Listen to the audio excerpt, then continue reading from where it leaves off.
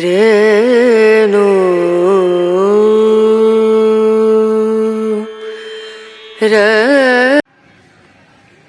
നമസ്കാരം. Tech travel എന്ന നമ്മുടെ പുതിയ എപ്പിസോഡിലേക്ക് എല്ലാവർക്കും സ്വാഗതം. ഇന്ന് ഞാൻ നിൽക്കുന്നത് വളരെ പ്രാചീനമായ ഒരു ഗുഹാക്ഷേത്രത്തിലാണ്. നമ്മുടെ ഇന്ത്യയിലെ തന്നെ ഏറ്റവും ചെറിയ ഗുഹാക്ഷേത്രം എന്നറിയപ്പെടുന്ന കേരളത്തിലാണ്. കേരളത്തിനകത്ത് തിരുവനന്തപുരം ജില്ലയിൽ വിഴിഞ്ഞം എന്ന് പറയുന്ന ഒരു സ്ഥലത്താണ് സ്ഥിതി ചെയ്യുന്നത്. അപ്പോൾ അവിടുത്തെ മനോഹരമായ കാഴ്ചകളാണ് ഇന്നത്തെ എൻ്റെ വീഡിയോ. നമുക്ക് അതിൻ്റെ ഹിസ്റ്ററിയിലോട്ട് കടന്നതിൻ്റെ കാഴ്ചകളെല്ലാം കാണാം. അതിനു മുമ്പ് നമുക്ക് ഈ യാത്രയ്ക്കുള്ള ദൂരവും വഴിയോര കാഴ്ചകളും കണ്ട് നമുക്ക് ഈ ഗുഹാക്ഷേത്രത്തിലേക്ക് പോയി അവിടുത്തെ മനോഹരമായ വൈവിധ്യമാർന്ന കാഴ്ചകൾ കണ്ട് മനസ്സിലാക്കാം.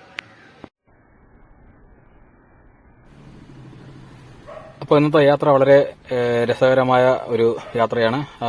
അതിലുപരി കൂടുതൽ ഹിസ്റ്ററിപരമായ ഒരു അറിവ് കൂടി നമുക്ക് ഇതിൽ നിന്ന് കിട്ടുന്നതാണ്.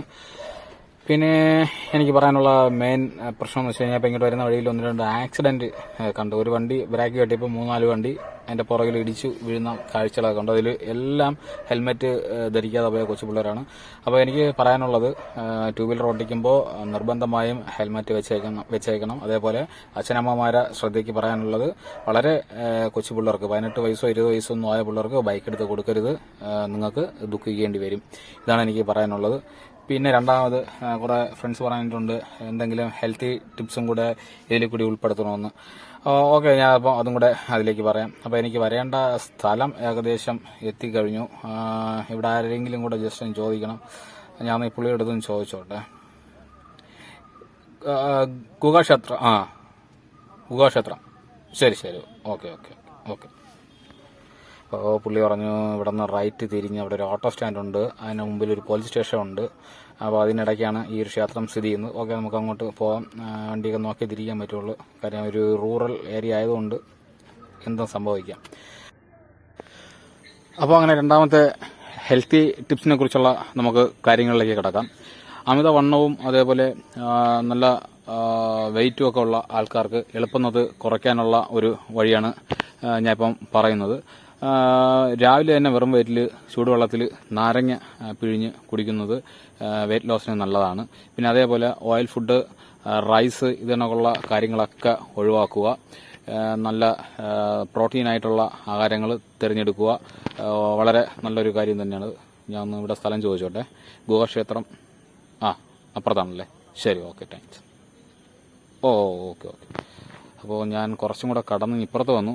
വളരെ അടുത്തായതുകൊണ്ട് കുറച്ച് മുന്നോട്ടായിപ്പോയി. അപ്പം ഈ ബാക്കിൽ ഒരു 20-30 മീറ്റർ കൂടി പോകുമ്പോൾ ഇടത് സൈഡാണ് ഇത് സ്ഥിതി ചെയ്യുന്നതാണ് ആ ഒരു അനിയൻ പറഞ്ഞത്. എന്തായാലും നമുക്ക് എത്താറായി. അപ്പോൾ ഹെൽത്തി ടിപ്സിന്റെ വഴികളാണ് ഞാൻ പറയുന്നത്. അമിത വണ്ണമുള്ളവർ അമിത കൊഴുപ്പ് ചേർന്ന ആഹാരങ്ങളൊന്നും കഴിക്കരുത്. റൈസ് മാക്സിമം ഒഴിവാക്കണം. ഒരു ദിവസം ഒരു നേരമൊക്കെ മാക്സിമം പറ്റുമെങ്കിൽ എടുക്കാവൂ. അതേപോലെ ഓയിൽ ഫുഡും ഒഴിവാക്കണം. അതേപോലെ പാലുൽപ്പന്നങ്ങൾ ഒഴിവാക്കണം. നിങ്ങൾ ഓയിലിലോട്ട് തിരിഞ്ഞ് നോക്കാനേ പാടില്ല. അങ്ങനെ കണ്ടിന്യൂ ചെയ്യണമെങ്കിൽ നമുക്ക് ഒരുപാട് മാറ്റങ്ങളുണ്ടാവും. അപ്പോൾ ഞാൻ ഈ സ്ഥലത്തെത്തി. ഇതാണ് നമ്മുടെ ഗുഹാക്ഷേത്രം. നമുക്ക് അകത്തുള്ള കാഴ്ചകൾ കാണാം.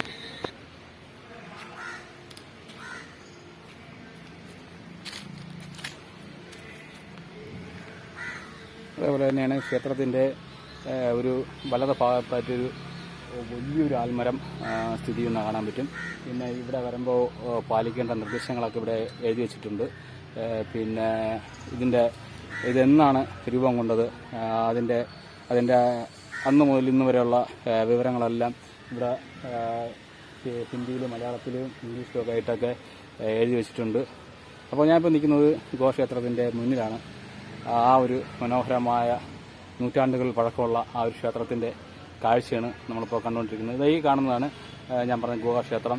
അപ്പോൾ ഇതിൻ്റെ ഒരുപാട് ഐതിഹ്യങ്ങളുണ്ട്. അതെല്ലാം നമുക്ക് വഴിയെ ഇപ്പം മനസ്സിലാക്കിയെടുക്കാം. ഓക്കെ, ഇപ്പോൾ ഞാൻ ഗുഹാക്ഷേത്രത്തിൻ്റെ അകത്ത് എത്തിക്കഴിഞ്ഞു. അകത്തുള്ള കാഴ്ചയാണ് ഈ കാണുന്നത്. ഗുഹാക്ഷേത്രത്തിൻ്റെ പുറകു ഭാഗത്തൂടി നടന്നുള്ള കാഴ്ചയാണ് ഞാനിപ്പം കാണിച്ചിരുന്നത്. ഒറ്റക്കല്ലിൽ തീർത്ത ഒരു ക്ഷേത്രമാണ് ഈ ഗുഹാക്ഷേത്രം. അപ്പോൾ ആ ഒറ്റക്കല്ലിൽ തീർക്കാൻ വേണ്ടി അവർ കൊത്തുപണിയൊക്കെ ചെയ്ത് പൊട്ടിച്ച് മാറ്റിയിട്ടേക്കുന്ന പാറ കൂട്ടങ്ങൾക്കിടയിലൂടെയാണ് ഞാനിപ്പോൾ നടന്നു പോകുന്നത്. അപ്പോൾ ഇവിടെ തന്നെ അനേകം പാറകൾ വേറെ എന്തോ ആവശ്യത്തിനൊക്കെ ആയിട്ട് അവർ കൊത്തിയെടുത്തിട്ട് അത് അവരുദ്ദേശിച്ചതുപോലെ വരാത്തതുകൊണ്ട് ഉപേക്ഷിച്ച അവശിഷ്ടങ്ങളൊക്കെ നമുക്കിവിടെ കാണാൻ കഴിയും. പിന്നെ ബാക്കിയൊക്കെ ആവശ്യമില്ലാത്തതെല്ലാം കട്ട് ചെയ്ത് മാറ്റിയിട്ടിട്ട് ഒറ്റ കല്ലിലാണ് ഈ മനോഹരമായ ഈ ഒരു ഗുഹാക്ഷേത്രം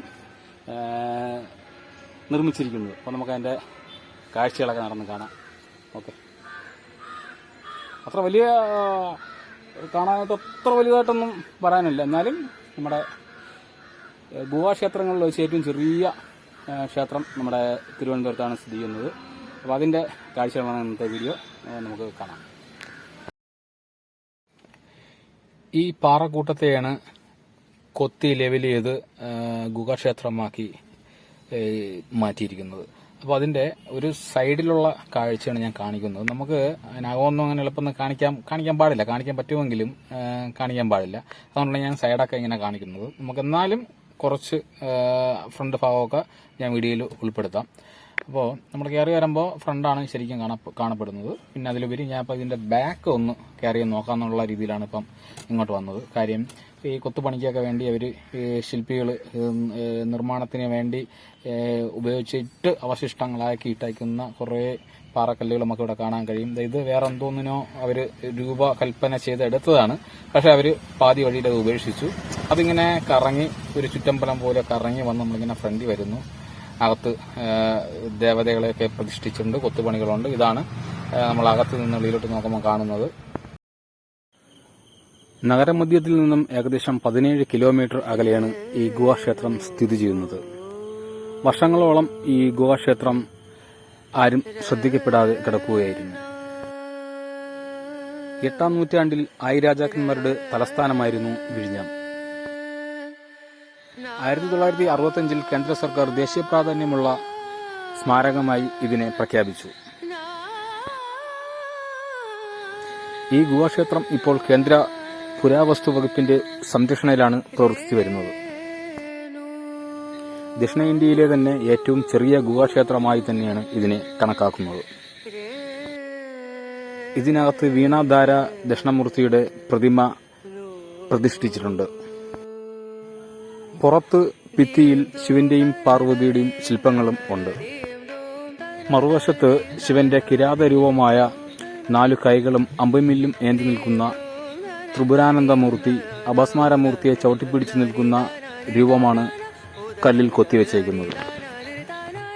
ക്ഷേത്ര ദർശനത്തിന് വരുന്ന ഭക്തജനങ്ങൾക്ക് തണലായി നിൽക്കുന്ന വലിയൊരു ആൽമരത്തിൽ നമുക്ക് ക്ഷേത്രത്തിന്റെ വലതുഭാഗത്ത് നിൽക്കുന്നത് കാണാൻ കഴിയും. നൂറ്റാണ്ടുകൾ പഴക്കമുള്ള ഒരു ക്ഷേത്രഭൂമിയിലാണ് ഞാനിപ്പോൾ നിൽക്കുന്നത്. 8-ാം നൂറ്റാണ്ടിൽ ആയിരാജാക്കന്മാരുടെ തലസ്ഥാനമായിരുന്നു വിഴിഞ്ഞം. ഒട്ടേറെ അറിവുകൾ ഒളിഞ്ഞിരിക്കുന്ന ഈ ഗുഹാക്ഷേത്രത്തെ പഠിക്കുന്നതിനായി പല ആൾക്കാരും ഇവിടെ വരുന്നത് എനിക്ക് കാണാൻ കഴിഞ്ഞു. അതിലുപരി ഈ ഗുഹാക്ഷേത്രം നിർമ്മിക്കുന്നതിനാവശ്യമായ ഭാഗങ്ങൾ കൊത്തിയെടുത്തിട്ട് ബാക്കി ഉപേക്ഷിച്ചിട്ടേക്കുന്ന പാറക്കഷ്ണങ്ങളും അതിലുപരി ഔഷധ നിർമ്മിതിക്കായി കൊത്തിയെടുത്ത ഒരു ആട്ടുകല്ലും ക്ഷേത്ര നിർമ്മിതിക്കായി കൊത്തിയെടുത്തിട്ട് ബാക്കിയിട്ടേക്കുന്ന അവശിഷ്ടങ്ങളായ പാറക്കഷ്ണങ്ങളും ക്ഷേത്രത്തിന്റെ പുറകിൽ ചെന്നപ്പോൾ എനിക്ക് കാണാൻ കഴിഞ്ഞു. പുതിയതായി വരുന്ന ഏതൊരു സഞ്ചാരിക്കോ ഇല്ലെങ്കിൽ ഏതൊരു ഭക്തനോ ഈ ക്ഷേത്രത്തിന്റെ പുറകിൽ വന്നു കഴിഞ്ഞാൽ ക്ഷേത്രം തകർന്നു കിടക്കുന്നത് പോലെയായിരിക്കും തോന്നുന്നത്.